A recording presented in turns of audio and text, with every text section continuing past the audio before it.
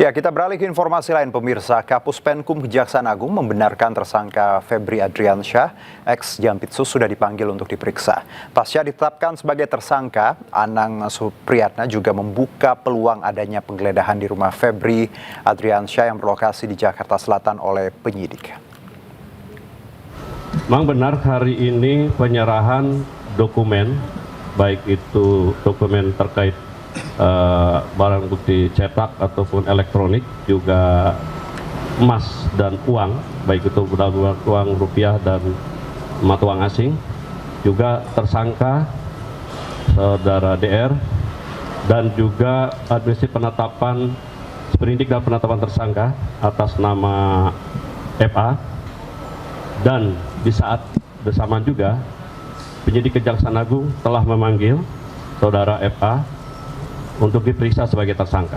Terkait dengan bagaimana penggeledahan itu tergantung nanti kepada kepentingan dari penyidik. Yang jelas, sebagaimana saudara ketahui, beberapa tempat sudah digeledah dan didapati beberapa barang bukti. Ya, pemirsa, pengacara Hotman Paris ditunjuk sebagai kuasa hukum ex Jampitsus Febri Adriansyah. Hari ini Hotman didampingi pemeriksaan Febri dan sebagai tersangka di Kejaksaan Agung.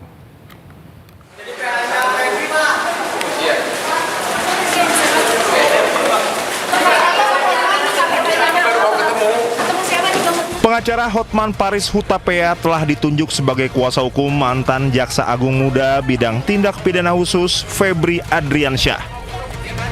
Hotman pun mendampingi Febri menjalani pemeriksaan di Gedung Kejaksaan Agung Jakarta. Hotman mengatakan Febri diperiksa sebagai tersangka dalam kasus dugaan tindak pidana korupsi dan tindak pidana pencucian uang. Sebelumnya Hotman mengungkapkan ditunjuk sebagai kuasa hukum Febri. Surat kuasa diserahkan kepadanya pada Jumat pagi. Tim Liputan Anyus melaporkan. Ya, sebelum jadi kuasa hukum Febri Adriansyah, Hotman Paris Hutapea soroti perubahan status hukum mantan Jampitsus dari tersangka, saksi, lalu berubah jadi tersangka. Dan menurut Hotman, perubahan status ini berpotensi timbulkan pertanyaan publik terkait kepastian proses hukum yang tengah berjalan.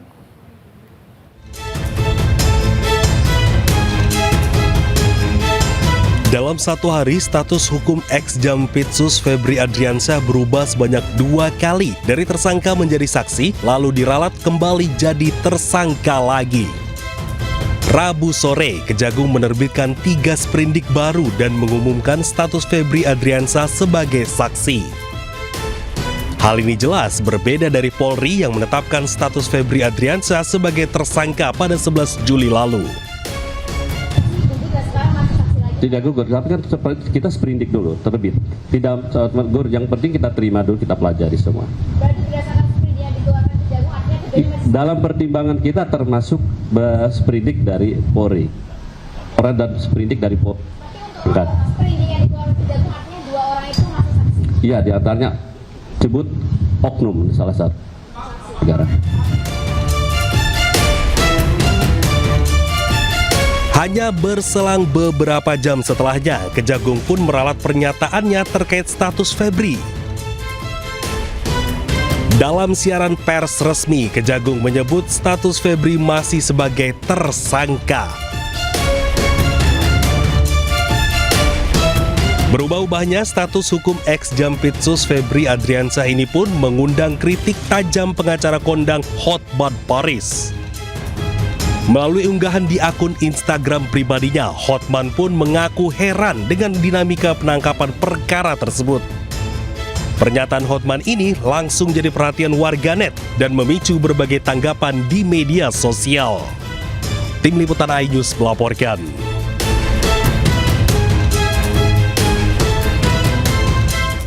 Pemirsa, sebelumnya Presiden Prabowo Subianto meminta evaluasi menyeluruh program makan bergizi gratis.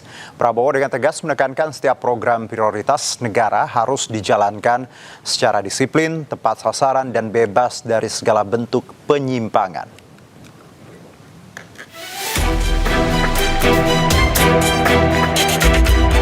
Presiden Prabowo Subianto memimpin rapat terbatas bersama jajaran Kabinet Merah Putih, pimpinan lembaga negara, Panglima TNI, serta para Direktur Utama BUMN strategis di Istana Merdeka. Ratas ini secara khusus membahas salah satunya langkah penguatan pelaksanaan program makan bergizi gratis.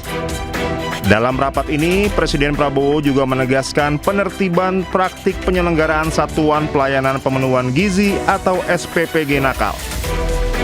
Di akhir rapat, Prabowo dengan tegas menekankan setiap program prioritas negara harus dijalankan secara disiplin, tepat sasaran, dan bebas dari segala bentuk penyimpangan. Menteri Koordinator Bidang Pangan Zulkifli Hasan mengatakan telah meminta waktu 1 bulan untuk menyelesaikan masalah MBG.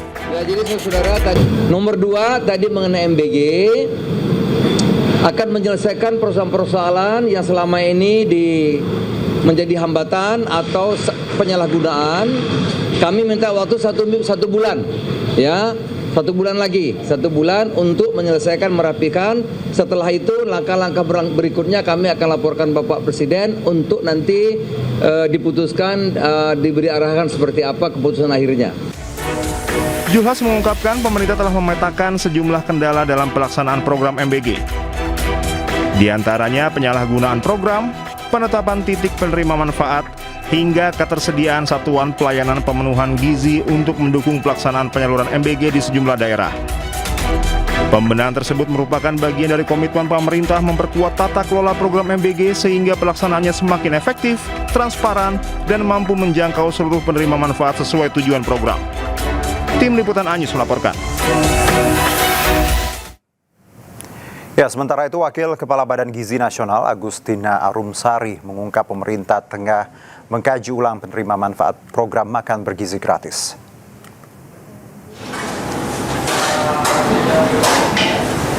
Pendataan penerima manfaat dibahas langsung dalam rapat terbatas yang dipimpin Presiden Prabowo di Istana Kepresidenan Jakarta Pusat hari Rabu. Dari rapat tersebut, BGN akan berhenti beri MBG kepada anak-anak sekolah yang berasal dari keluarga menengah ke atas atau yang berasal dari desil 8 hingga 10. Bahwa yang perlu diefisienkan, yang tidak harus menerima lagi program MBG, ya silakan tidak usah menerima lagi.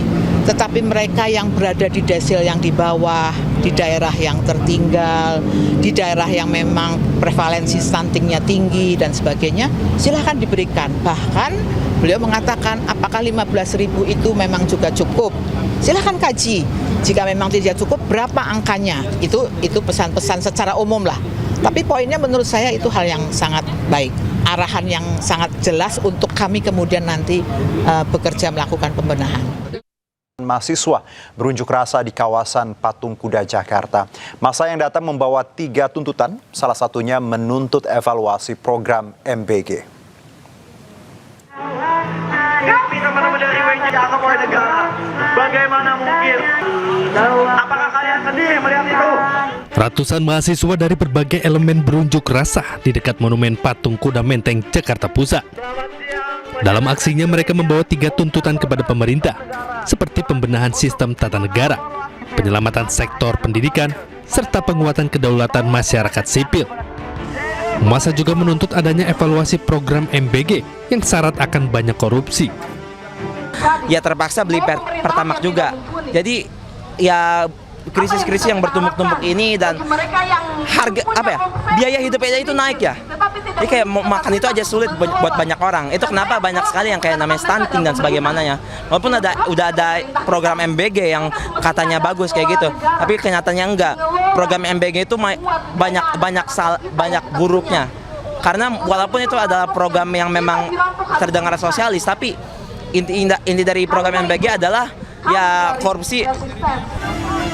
Melalui aksi ini, massa berharap pemerintah dapat menjadikan berbagai tuntutan terkait kebijakan ekonomi dan kesejahteraan masyarakat sebagai bahan evaluasi.